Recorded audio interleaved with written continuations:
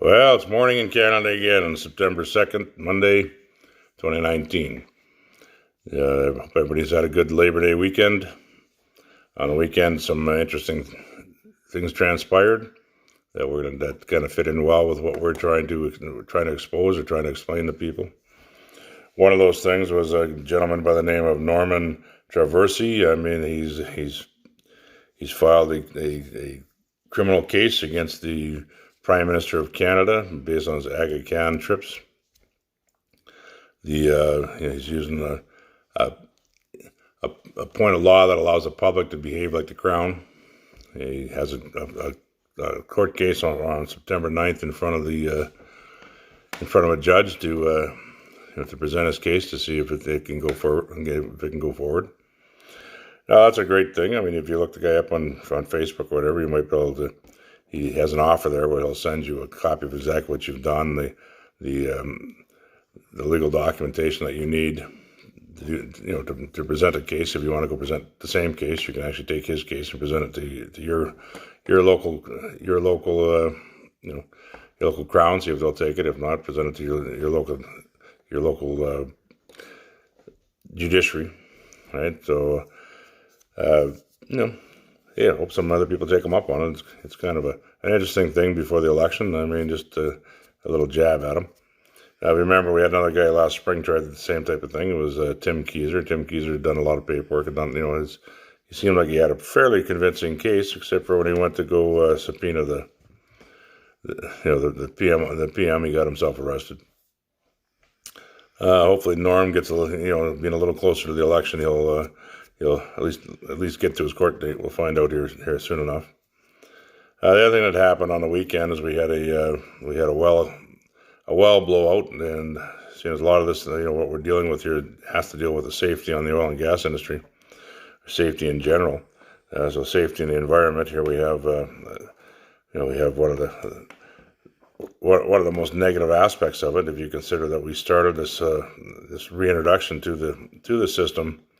Reintegration with the oil and gas industry based on a model called predictive software, which was testing wells up, particularly north of Fort St. John, where this company's new stronghold is the Fort St. John area. So whether or not that had anything to do with it or not, we don't know, but we do know there's a lot of coincidence, and we seem to like coincidence in our little investigations here.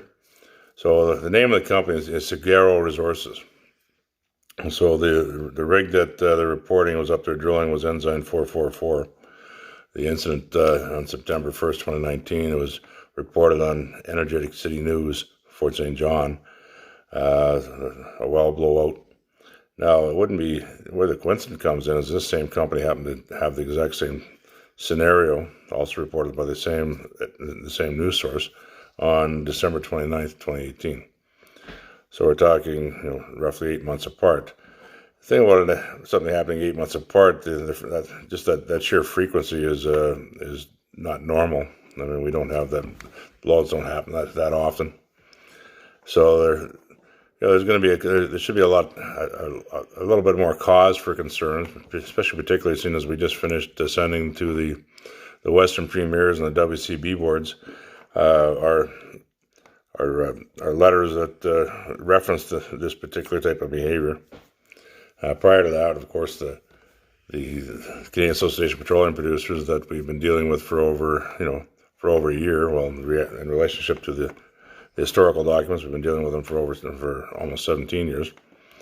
What kind of triggered the lawsuit with us with the PMO was when we exposed them to these liabilities for exactly things like this happening, and then explained that the current safety divisions and this predictive software models that were being used, that the problem with them, in conjunction with our safety, that he's exposed to the Criminal Liabilities of Organizations Act, or 217.1. So when you look at something like what Norm Traversy is doing, if he were to bring forward say a new revelation of a criminal act such as 217.1, or either our MLA or our MP were to look at it and take it to the police and say, look, I mean, these people have been notified, right? The MLA and the MP have been notified. Therefore, I mean, there's very little cover anymore for any politician to say, well, we don't know about this stuff because everybody's been exposed to this stuff. So if they don't want to start talking about what they're going to do to change it, we have a at some point we're gonna have to get down to some changes. I mean, the way things are going right now, the industry can bloviate and the politicians can bloviate, but really the abdication and obfuscation is getting a little ridiculous now. I mean, here's one of the things that we've come across. We've said in the past we would in the last couple communications that we would give you guys an article that I asked that I sent to the MLA and the MPs, and I sent off to Cap and asked them to read. It's called. It was written by Clinton Brown. It's called "The Deep State Exposed." Investigation finds thousands of regulations issued by career bureaucrats in violation of the Constitution. Now, we discussed that, what kind of happened with us, a little while back, that when when we built our real-time regulatory compliance system so we could actually watch what was going on. We came up against the Oil and Gas Commission was actually investigating these blowouts. The Oil and Gas Commission was on one of our drilling rigs, and he ordered that they use this predictive software model. So, I mean, I think it's kind of funny that, that's where you have your deep state or your organizations dictate for you what's going to happen. So it's a great article. If you get a chance to read it again, it's by Clinton Brown. It's called Deep State Exposed. Investigation finds thousands of regulations issued by career bureaucrats in violation of the Constitution. Now, it's based on the U.S., but the same kind of things happen here. Another way of looking at it in the U.S., which happens in Canada as well. In the U.S., they have a senior executive service. Senior executive service are senior bureaucrats that have been there a long time. So they're provided cover. It's very difficult to get rid of them, almost to the point of impossible. In Canada, we've done the same thing when we've, as soon as we allowed unions to step in and provide cover for our bureaucrats and for our government employees. What's happened is we've lost it doesn't matter who we really elect. I mean, we're electing people into power, into positions of power, but they have to walk a fine line between between their agreements with these unions. So in reality, in some respects, you can say the unions, these unelected union officials, are the ones that actually dictate how our country runs. So we look at it that the Liberals like to call themselves a natural governing party. The reason being that they've been in power for so long that they've brought in these things like allowing the government employees to be unionized. They've done these things that allow them to stack the deck with the bureaucracy, which is something that Trudeau's doing right now, so that when they're out of power, anybody coming into power has a hard time affecting changes. So to get around that, they're going to have to find a way, or they're just going to have to enact new laws to remove these liabilities, and maybe we're going to have to do with a lot less, a lot less government employees. As a matter of fact, I think we should do it with a lot less government employees, and they should do it right away, very quickly. The rights of Canadians are more important than the rights of somebody's imaginations. When Canada says we've had enough of the Liberals, we don't want them sitting there behind the scenes running everything longer. One of the things that I was given that I thought was kind of nice is, it's been running around actually on Facebook for a bit, but I decided to read it off because it makes sense. Why do you go to school? And today you go to school so you can be molded into a state-approved homogeneous drone that cannot think outside of the prescribed consensus.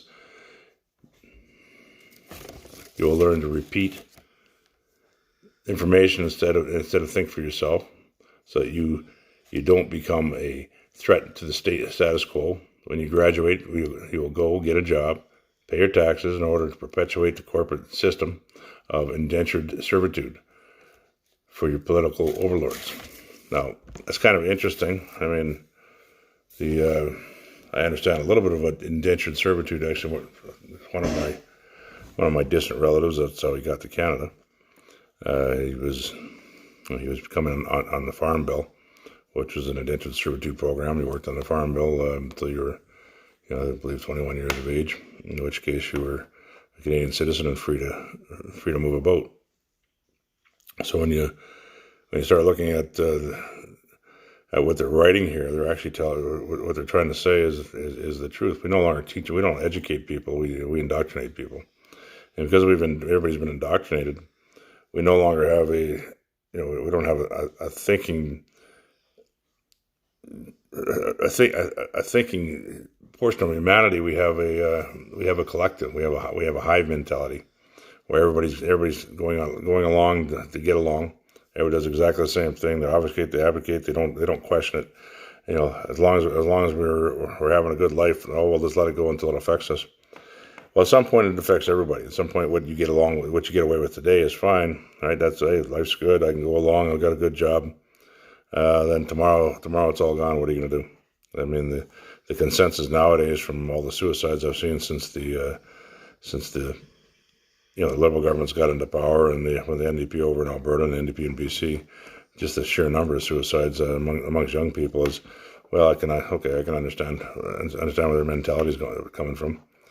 That's the easy exit plan. The real easy exit plan is change the government. Now you might say, well, instead of killing yourself, why don't you mass, right? And look what they're doing in Hong Kong. If they can do that in Hong Kong, why can't we do that here? Well, look what they did in Ukraine. And it's time that Canada stands up and says enough is enough. Our politicians, it doesn't matter who gets into power. If they don't change the status quo, then there's, really it's an exercise in futility to even vote, and that's a really negative thing to have to say. What we've done is we've tried our best to try to expose the politicians to the liabilities and to the issues that are out there in using different formats. I mean, we come at it from the approach of the oil and gas industry and the liabilities that expose us, because really there's two major financial industries in the world, in the world, or in Canada particularly. We have our banking sector and we have our oil and gas sector. Our globalists like to say, well, we're going to get rid of the oil and gas sector and we're going to replace it with windmills. Well, I happen to have one less than a mile from me. I can look at it out my window. There's a whole bunch of them, but when they got put on there, we fought it because we knew that there was going to be issues, and there has been issues. I mean, we used to have 7 nesting pairs of bald eagles here, and we used to have a couple nesting pairs of great horned owls, and lots of red-tailed hawks and peregrine falcons, and they don't exist anymore. They're gone. Those all got murdered by the windmills, and that's the best way to put it. They killed them all. They don't come around them. The other issues, there's lots of other issues with them. One of the biggest issues, the government is, falsely pays them 4-to-1, which is so they input power off the grid to maintain them because of the braking structure, so they can take 100% of their output power, get paid 4-to-1. Yet they produce such a small, limited amount of power over top of their operating requirements, that it's really boiled down to the people that own, or the companies that have bought these windmill farms are oil companies. Now they call themselves energy companies. Wasn't that interesting? Well, if you're going to give me a 4-to-1 payout, I mean, the last time we seen that, and we tried to explain that was the Getty plan, going all the way back to the 80s in Alberta, where it was a 75-25% plan. That's basically what it works out to here. It's you're for every dollar you invest, you're getting back 3. That's a pretty good. That's pretty good. It's too bad people are paying for it. The thing is that in their lifetime, the energy cost, the input cost to create those windmills, they'll never generate that in energy. So the energy that went into them to make them, they'll never get back out. Another one is your electric cars. People say, well, electric cars are going to take over the world. Well, I mean, yeah, okay. I don't want to be trusting them going 200 miles in the bush and 200 miles back with no energy sources. I guess I'll just pack a diesel generator with me. The reality is, how many people do you want to kill? I mean, you've got these kids in these Asian countries and in Africa that are going after these rare earth minerals, so that you can create your batteries. The process of mining them are turning huge sections of China into toxic waste dumps. But that's in China, that's fine. Over here we can say, well, it's all clean energy. One of the other stupid arguments that I like to hear is that, well, energy is dirty. We can't have oil is dirty. Oil is not dirty. Oil produces carbon. Carbon's plant food. Right? Without plants, we kind of we're kind of lost because those plants help create our oxygen that we all breathe. So if you don't want, I have a simple solution. If you don't like it, you can do a little test. What you do is you take a plastic bag and you put it over top of your head, and when you no longer have any oxygen falls below 19%, you're going to start to have a problem with staying conscious, staying awake. So I mean, if you're that dumb, you should maybe do that en masse. Maybe you can create a whole new university course on how long you can breathe with a plastic bag over your head. So instead of being indoctrinated, start thinking for yourselves. Right? Our governments aren't there to think for ourselves. Do we know what's going to happen? I mean, I'm pretty much going to bet that Trudeau will try everything he can to cheat and stay in power. Of course, there's what's going on with in the U.S. or worldwide right now with all these pedophiles. Trudeau did have himself. He had some relationships with people that he went to school with, or that he was friends with, that found themselves in a little bit of trouble with people that he's honored. So we'll see what happens. I mean, some of the speculation is that Trudeau's part of that. Well, who knows? Right? He might be. If he is, good. I hope he hangs. It's a good thing for him to do. Pretty much all we got left for today. We're trying to keep this as short as we can because we got things to do. But one of the things today is we talked about in the oil and gas industry, we had the extortions. Obviously, the way we run our safety programs, or we're forced to. If you want to work, it doesn't matter your qualifications. Like I said myself, I created the only regulatory compliance real-time pressure testing model out there. Now, the interesting part is we get back to where we run it on a Birchcliff location. For those that aren't in the industry, don't realize that the head of CAP right now, the chairman of the board of CAP, Jeff Tonkin, is the CEO of Birchcliff. So here you have the head of CAP, who's he's the one who's got to go out there and defend CAP's position. It's his company that's running it, that we run this beta test on. So that was an interesting phenomenon. Not that they did anything to stop us.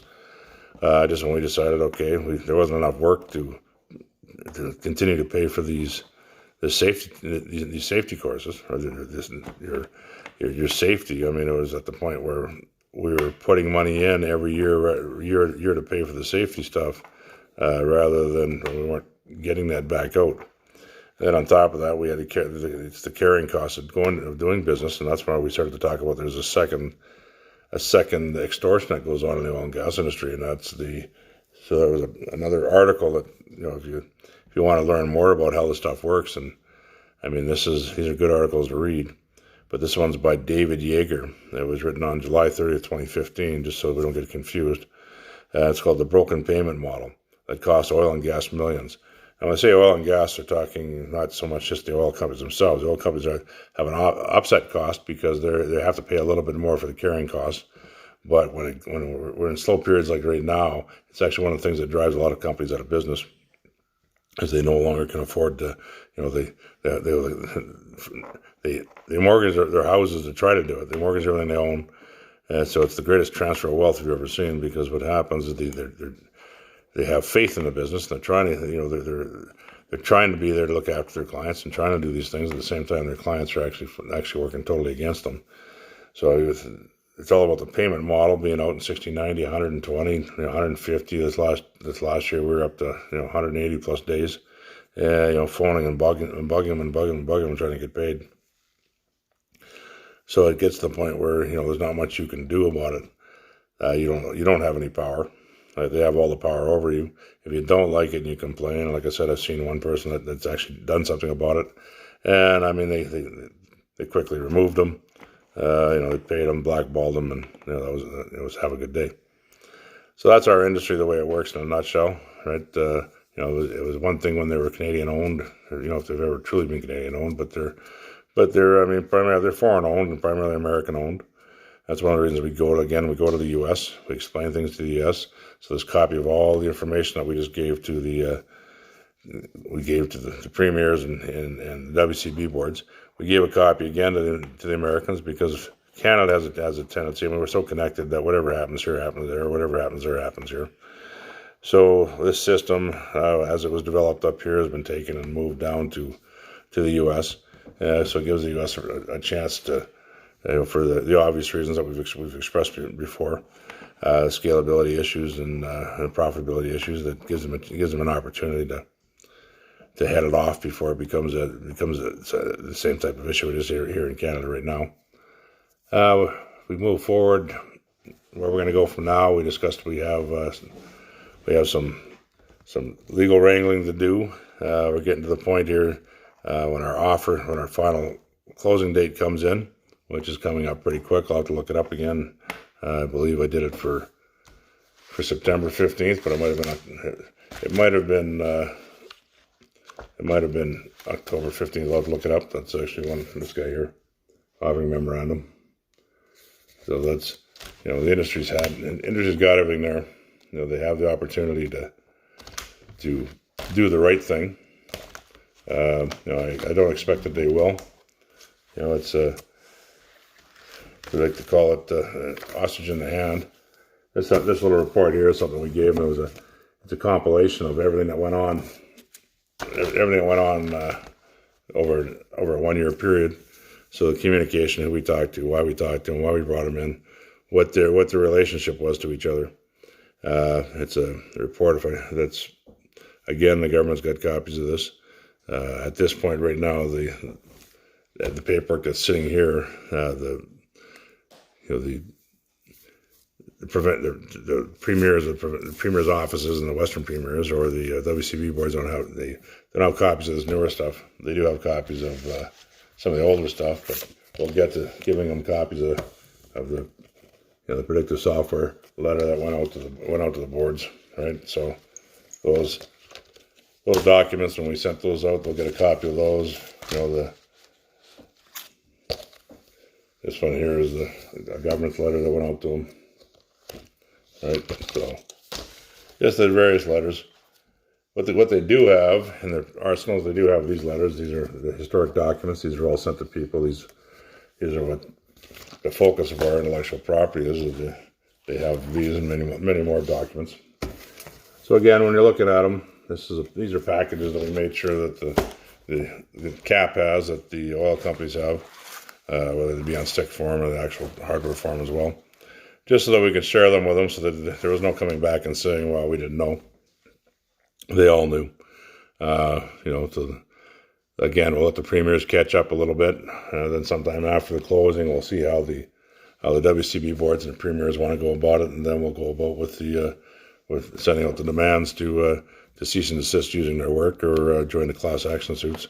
At which point, we'll start looking for a law firm that we can find some confidence in, and see if we can, where we can go from there. Because again, to do a class action suit, it's no different than what Norman Traversy is going to do with with this PMO lawsuit. He's going to take it, present it to the judge. The judge is going to say yes, we'll give you class action status, or in his case, yes, we'll let you proceed with operating on behalf of the Crown. So.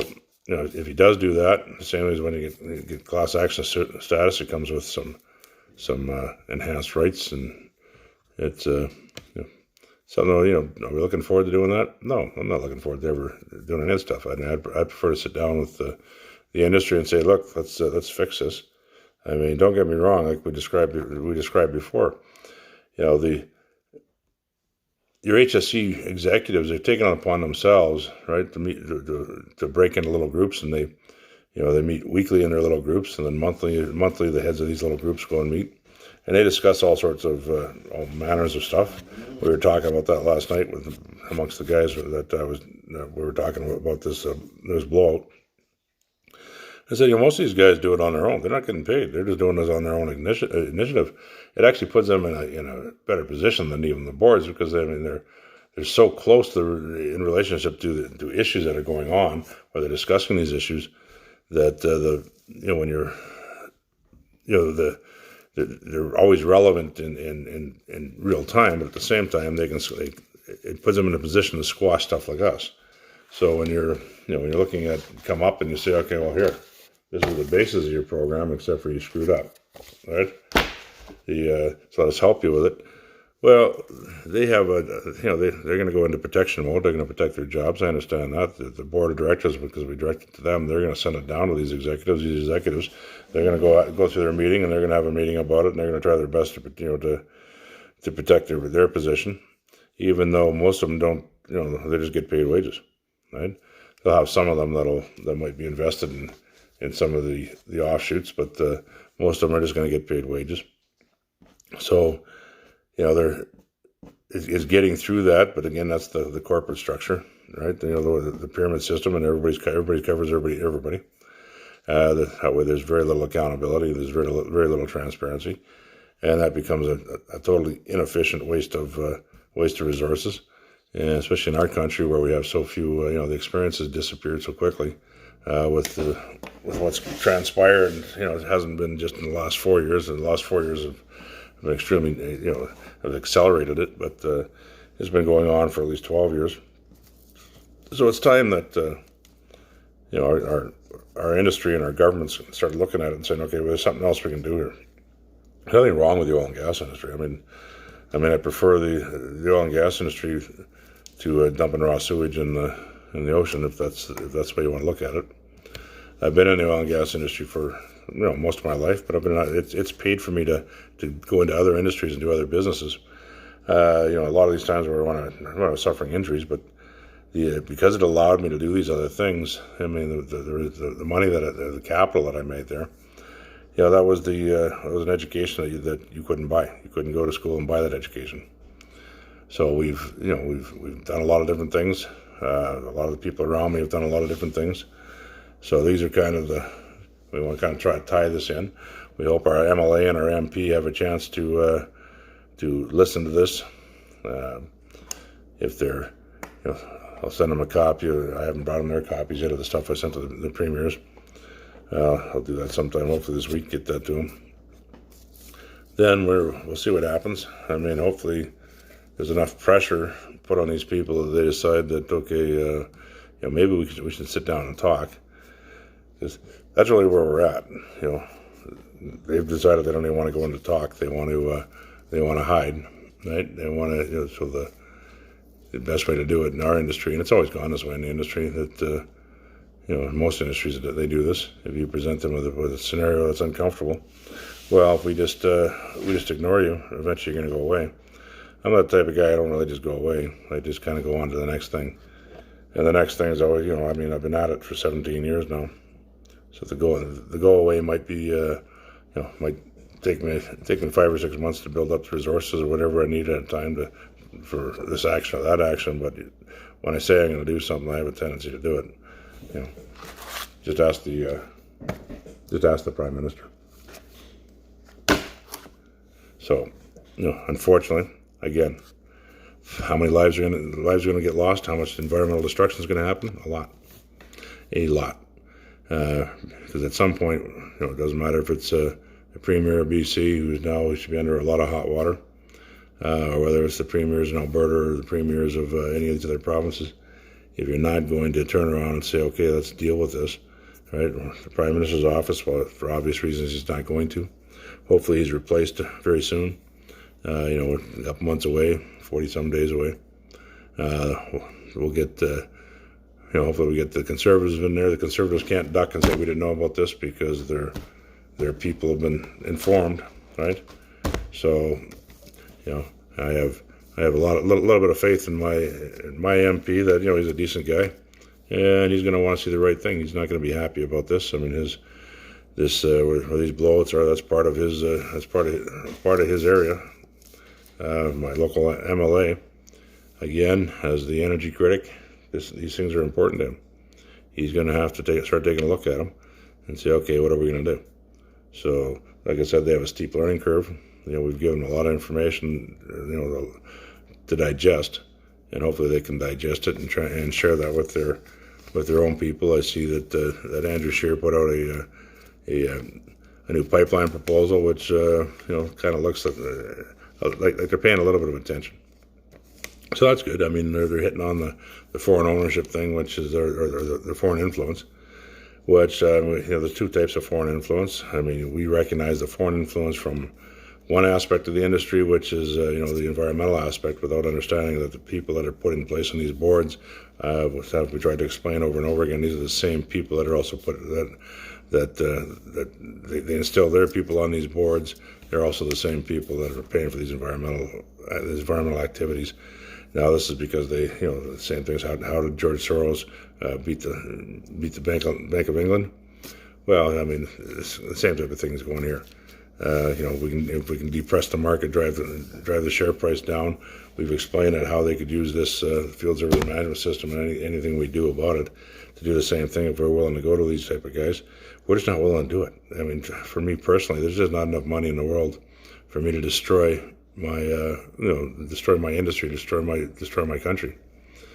You might say, well, it's funny because you've gone to the Americans, but the Americans, in this respect, that's not what they're looking for. They're not looking for globalization and destabilization and depopulation, and they're not looking with what's going on down there right now.